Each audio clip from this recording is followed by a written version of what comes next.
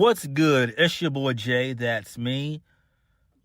We're going to get into NXT from February the 4th, 2025. A pretty good show for the most part.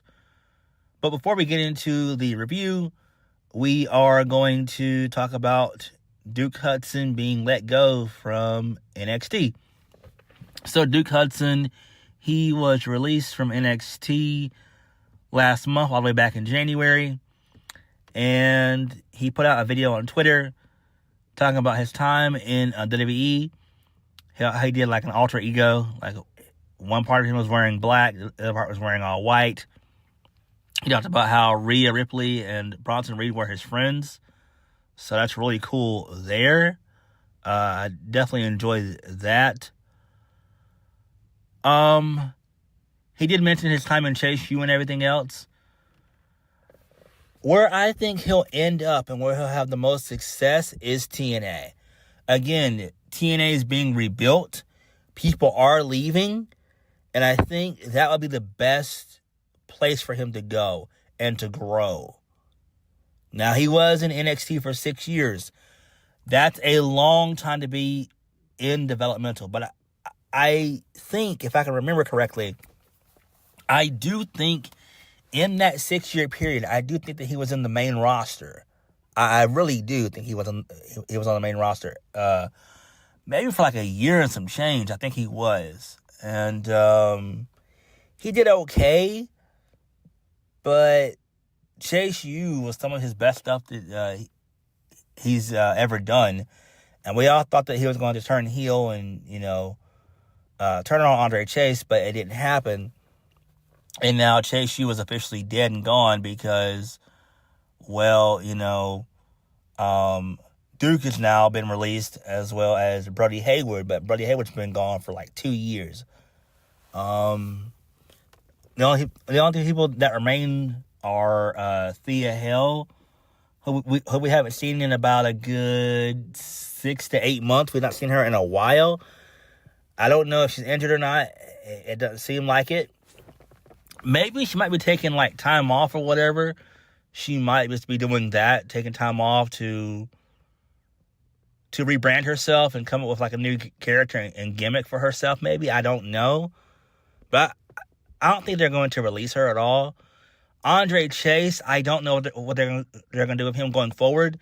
Now, it seems like Triple H released him, that being Duke Hudson, was because he wasn't main roster ready. He didn't look like he fit the main roster. And believe it or not, that's a lot of people on NXT. You got like Hank and Tank. You got Idris Enife and Malik Blade. Even though I like those guys. You got Shotzi. You've got Gigi Dolan. You got JC Jane, who I like. And I think she'd be successful on the main roster. But under Triple H, probably not. Tatum Paxley. You've got a lot of people that really are probably walking on eggshells. Because this just happened out of nowhere. And this was quietly done. And it seems like they are going to bring in more people. Especially with them bringing back NXT Evolved. Which is basically just NXT Level Up, basically. So, yeah, that's all Evolved is going to basically be. But they are going to do some spring cleaning after WrestleMania, for sure. Like, it's going to happen on both the main roster and NXT. And it needs to happen. It needs to. You can't just house all this talent and stuff and just, people just, survive on by, just scoot on by, and they don't do much of anything. Because like I say, 6 years, that's a long time to be in developmental. That's a long time. So, yeah. But I do think that Duke Hudson will probably be TNA bound for the most part. I doubt if he'll work the Indies or GCW or House of Glory or MLW or NWA or AEW, especially AEW. What would he do in AEW? If he were to go to AEW, he'd probably be put in Ring of Honor, or he'd probably just be on Collision. He never would see the light of day on Dynamite. So, yeah, there's that. So, let's get into the review. First match of the night. Stephanie Vaquer defeats Jacy Jayne in a really solid match. Both females were wearing matching attire. I couldn't barely tell them apart, really, which is kind of funny. I'm surprised NXT let them do that. I really was shocked at WWE for doing that. But Stephanie Vacker got the win via her finisher, the package backbreaker. I also forgot to mention that Jasmine Nix got involved, and she basically took out Fallon Henley on accident. I mean, not Fallon Henley, but Jacy Jayne. So there was no DQ. I thought there was going to be that, but we rarely have DQ finishes in NXT. Rarely. On the main roster, we have a bunch. But Stephanie Vacker hit her super kick, followed by the SVB for the 1, 2, 3. So there's that. That's fine, I guess. But again, if I was Jacy Jayne and Fallon Henley, well, not Fallon Henley, but Jacy Jayne and Jasmine Nix, they're probably walking on eggshells. I hate to say that, but I don't think that they'll make it to the main roster. Because if they were going to bring up Gigi, well, no. You know what? I take that back. I think what they're going to do with NXT is they're probably going to select guys and girls that they want, that they know are main roster ready, and they'll bring them up. But everyone that else won't make the cut. So we could see Roxanne Perez get caught up and stuff like that. So she could probably get caught up. She'll probably get caught up after WrestleMania. So that's probably when she'll get caught up. Who else is main roster ready? I want to say Trick Williams, but I don't want him to be ruined on the main roster. I think he could stay in NXT for another year. And maybe get caught up next year. But we'll have to wait and see. Moving on. So, Zarya, she's backstage, and she's stirring up some drama in the women's locker room. So, Zarya decides to poke fun at the Metaphor for coming up short in their match against Bianca Belair and Naomi. So, Jakara Jackson tells Kendra Paxley and Gigi Dolan to take care of their business with Zarya and Saruka. And then they'll have the winner of that match. All right, cool shit there. Moving on. So, this leads us into Sarah Schreiber having a backstage interview with Obafemi. Ava says that, he says that Ava runs everything in NXT, but she doesn't know is that Oba runs everything that happens in the ring. Tonight, Oba's going to show Austin Theory and Grayson Waller why they don't belong in the same ring as him. Oba says he doesn't owe Trick anything. All right. Pretty good promo from Obafemi, I guess, more than likely. So, Obafemi is tremendous. Again, I still think that they're going to set up, this is all setting up for Trick and Oba to feud with each other, starting at Stand and Deliver. And it might last all the way up until Halloween Havoc, maybe. I think that would be a good way to end the feud right there. They don't have to have a Halloween match at all, but to end that feud, I think I would want that feud to end at Halloween Havoc. You know, give them a long, lengthy feud. Because that's the biggest match you can do, really. So I know a lot of people are upset and pissed off that Trick is, getting the boot on some shit. But as of right now, he has to take his lumps, He's getting hit, and he has to take his lumps, and eventually he'll make his comeback. He's going to be in that top spot. So, yeah. Moving on. So, let's lead us into Lexis King. He came out, and he cut a really lengthy promo. He talked about how he wanted to be homo and everything else. He's like, nah, it doesn't work for him. He thanked William Regal for being the guy who reached out to him, who tried to show him the light. And then he also mentioned Ryan Leaf as well. He talked about how he came in at NXT, talked about the history of the NFL. He said He didn't take any of his advice because the king doesn't need to take any advice. And he's never done well with authority. The king's always played to the beat of his own drum.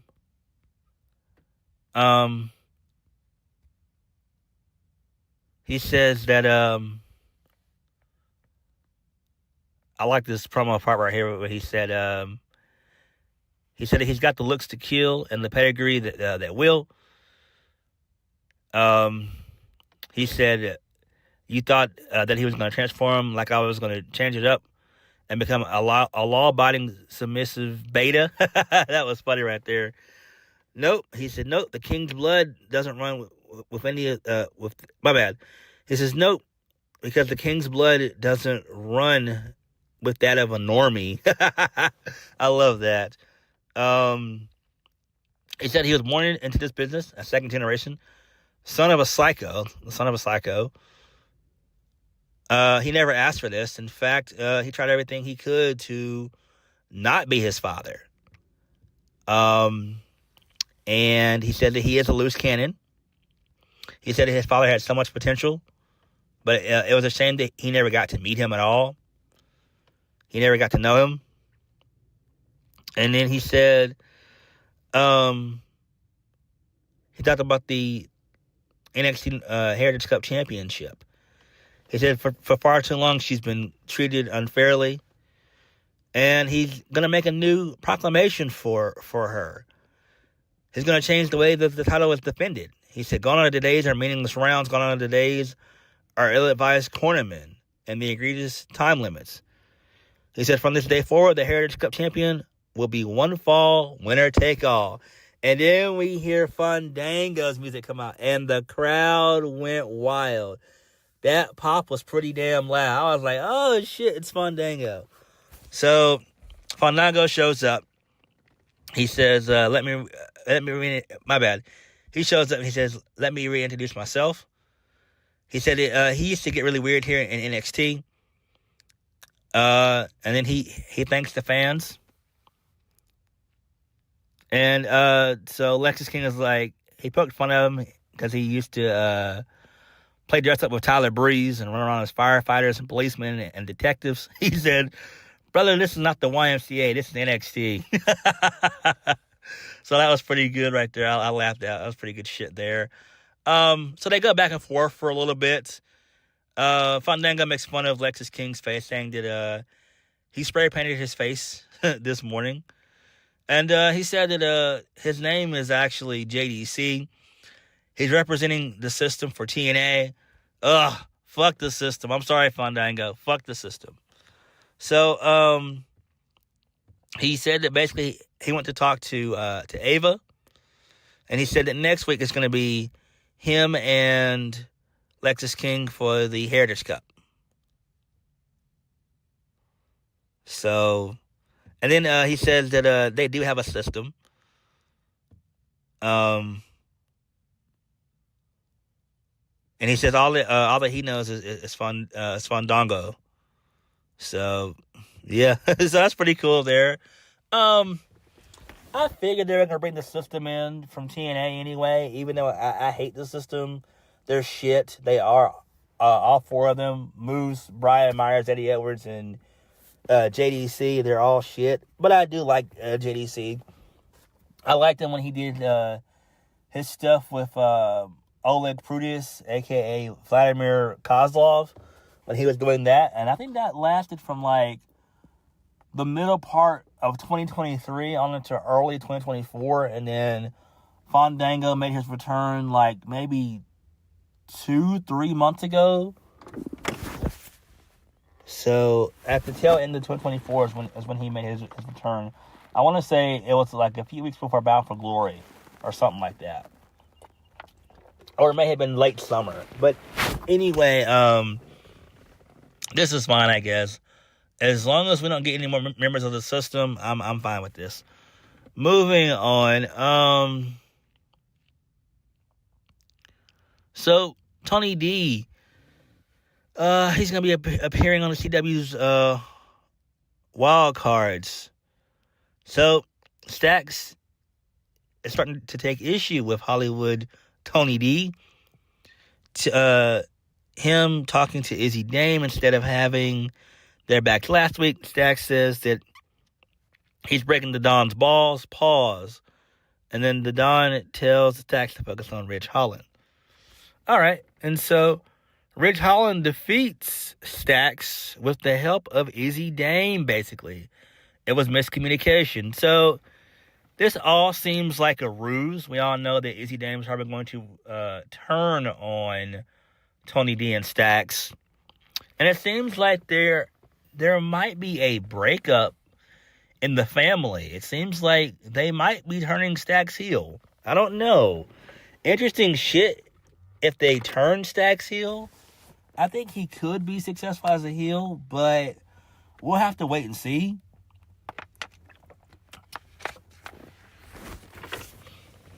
So maybe Stacks ends up turning on Tony D. I don't know, man. We'll have to wait and see. Moving on. So Josh Briggs and Inamura, they're getting tired of Fraxium ducking them. OTM has been nowhere to be found since they got their asses kicked by them.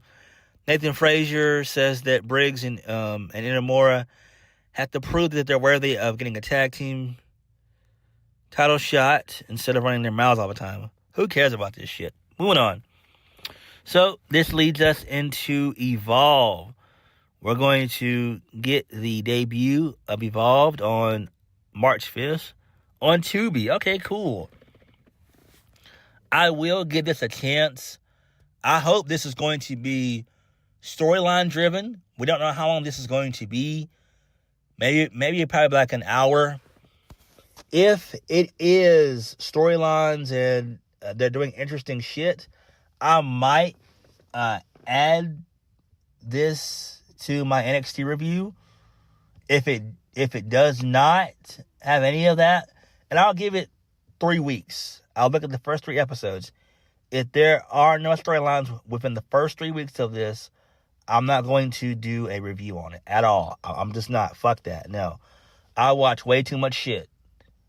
Monday Night Raw, NXT, Dynamite, TNA, SmackDown, and the occasional pay-per-views from all those promotions, from all 3 promotions on Saturdays and Sundays once a month. That's a little bit too much fucking wrestling for me. So, no. But hopefully, this can be something. Hopefully, Evolve can be something. It should be something. If they're going to bring it back and revitalize it and, bring in a mixture of WWE indie talents along with the college athletes, excuse me, bringing those back, then yeah, so we'll have to wait and see how that shit's gonna turn out. Moving on. So Zarya and Sol Ruka, they defeat Tatum Paxley and Shotzi. Gigi Dolan and Tatum Paxley. So yeah, I'm sorry guys. I'm sorry. I can speak. I can talk. Gigi Dolan and Tatum Paxley. So they lose again. This is fine. I'm guessing they're turning Zarya heel. I don't fucking know. They don't need to turn Zarya heel, man. They need to use Zarya. I'm hoping once Stephanie Vacker wins the Women's North American Championship, I'm hoping she can get into a feud with Stephanie Vacker, and they just call up Fatal Influence to the main roster. I think that would be better. So hopefully they end up turning Zarya heel, but she ends up having like a personal feud. So yeah, but their match was fine. So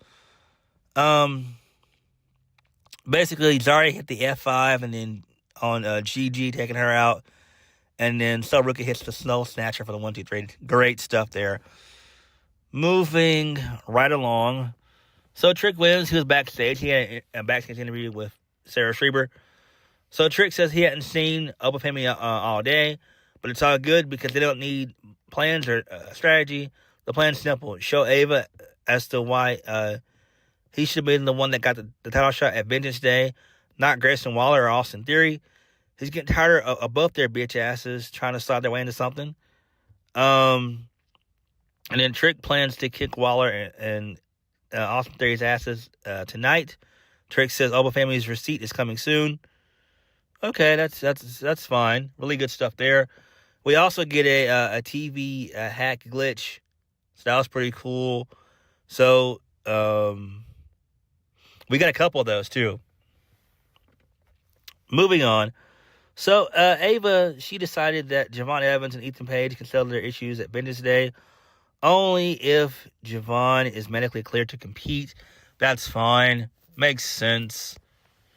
I would make this a stipulation match and not just a regular one-on-one match. That would be dumb as hell to do that shit.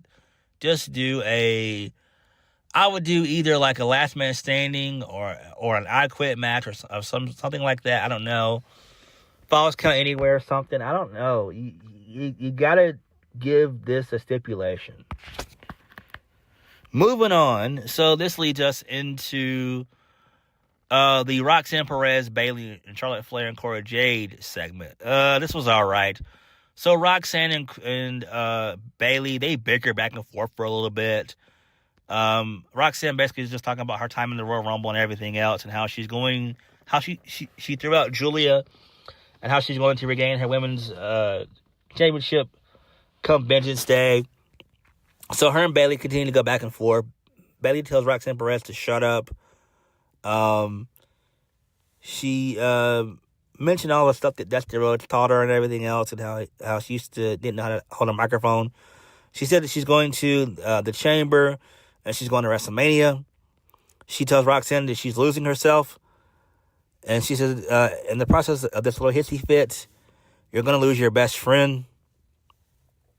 She said she'll be fine if she doesn't win the NXT Women's Championship at Vengeance Day, but will Roxanne Perez. And so Bayley bickers some more. Her and Bayley bicker some more. Basically, Roxanne Perez wants to collect all the gold. She wants to win all the championships like Pokemon. She wants to be the female the female Kenny Omega, like how Sasha, how Mercedes is on AEW. So yeah, that's not gonna happen. So Giulia comes out. She says enough. She said she put Roxanne in her place, saying that she's nothing without a title. And then Bayley, she tells her to trust her, and she'll be her too. Excuse me. And one of you will survive the beautiful madness. Charlotte Flair then comes out. She puts herself over, basically. She said that she'll always be NXT. She goes over her credentials and how she won the NXT Championship twice. And then she ran them all down, basically. So she said that what Roxanne Perez did at the Rumble was great. That was good, but she's still a runner-up. And then she mentioned Giulia. She said that the hype is real. She respects her, and she wishes that she could get in the ring right now and shake her hand. I'm like, Charlotte, all you have to do is get off your lazy fucking ass and walk down the damn ramp and get into the ring. It's not even that far from you. Like, what the hell are you talking about? And then Bayley and her, they talked real quick. So Bayley threw up the 4 horsewoman sign up to Charlotte, and Charlotte did it too, but the camera didn't pan onto it, which was kind of smart. She said that she put over Bayley, basically.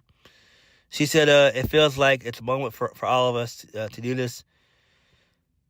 She said, so Giulia asked Bayley, whatever title I select to face at WrestleMania, I'll be walking out as champion.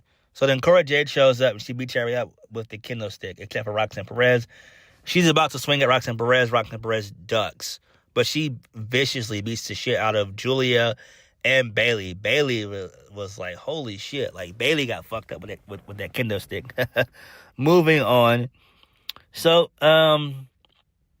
this leads us into Josh Briggs. So they're and Josh Briggs and Uemura. My bad, Inamura. So they're gonna take on Hank and Tank, and they're also gonna take on the No Quarter Catch Crew in a triple threat match. Who gives a shit? I don't care about any of that garbage. I just don't. NXT has a horrible tag division. Their best team is the tag champs. So yeah. Moving right along. So Ridge Holland, he wants another shot at the North American Championship. Izzy James suggests that the match should take place in a steel cage. Okay. And the Don says that he doesn't need his family to beat Ridge. Ooh. So does that mean maybe they end up turning Stacks heel? So does Stacks get involved in next week's match and screw over Tony D? And the two of them feud? I don't know. Interesting shit. Interesting. All right, cool. Moving on. Karmen Petrovich defeated Kelani Jordan because apparently she turned heel. She locked in. She basically beat Karmen Petrovich with not one but two springboard moonsaults, and then she ended up locking in her submission. She put it on again after the match, and then the ref reversed the decision. I'm like, what the fuck? What kind of heel turn is that? Like, what are you talking about? Like, it's so dumb, but she loses, and sexy-ass Jaida Parker was on commentary, and she showed up in the middle of the match. So that was great, too. So I'm guessing they are going to turn Kelani heel. I do like this. This should be interesting. This should be very, very interesting. Moving on. So, Bayley, Stephanie Vacker says she's going to make history at NXT Vintage Day. She said neither Jasmine Nix nor Daisy Jane will be able to say Fallon Henley.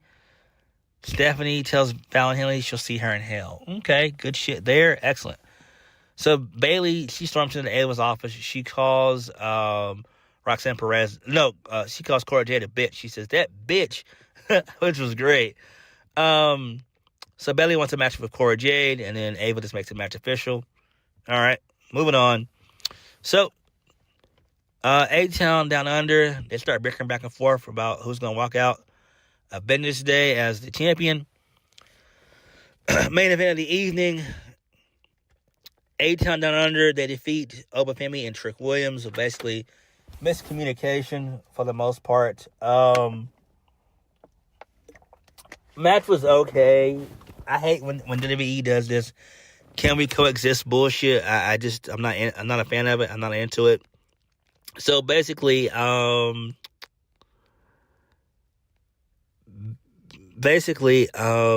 Thorpe showed up at the end of the match, basically. Well, towards the end of the match, he attacked Trick Williams. This set up Waller hitting the running flatliner, which used to be a running stunner, but that's what they changed it to. Okay, that's fine. So Waller got the win, and then post-match, Eddy Thorpe beat the shit out of Trick Williams with a strap. So I'm guessing this is setting up a strap match at Vengeance Day. Okay, that's fine, I guess. As long as their feud ends, that's fine with me. You got no qualms with me with that one. Then we got another glitch, and there was a silhouette of 4 guys shown. You couldn't see what they looked like, but it's definitely going to be 4 guys coming, and they're going to come during Vengeance Day. And that's how the show ended. So that was really good stuff. And NXT was pretty solid. I love what they're doing with NXT so far. The women's division is great. It's good. And the mid-card is good. The main event scene is good. But the men's division is lacking. And you would think that they would actually push guys in the main event scene for NXT. Right now, you have nobody. I was thinking when they did the transfer window that shit was going to work, that they were going to bring guys down to NXT. They didn't do any of that. So I don't know what they're going to do with NXT. I have no idea. But, you know, it is what it is. But NXT, for the most part, was pretty good, actually. But what did you guys think? Like, comment, subscribe. Peace.